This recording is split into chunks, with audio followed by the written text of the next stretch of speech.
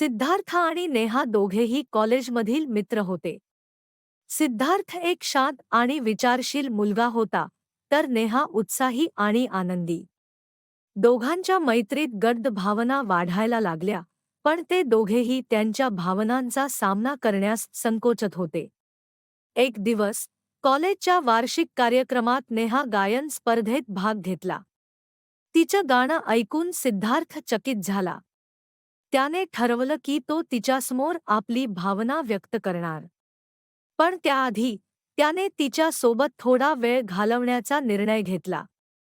त्यांनी एकत्र फिरायला जाण्याचं ठरवलं. एका सुंदर पार्कमध्ये त्यांनी एकत्र टॉम्बोलिंग खेळलं. सिद्धार्थने नेहाला आपल्या भावनांची कबुली दिली. नेहा थोडी गोंधळली, पण तिने सिद्धार्थच्या प्रेमाला स्वीकारलं. त्यांच्या प्रेमात नवे रंग भरायला लागले. सिद्धार्थ आणि नेहा एकमेकांसाठी प्रेरणा बनले. कॉलेज पूर्ण झाल्यावर त्यांनी एकमेकांबद्दलचा विश्वास कायम ठेवला आणि एकत्र जीवन जगायचं ठरवलं. कथेचा संदेश: प्रेम म्हणजे विश्वास, एकमेकांच्या साथीने प्रत्येक क्षणाचा आनंद घेणं.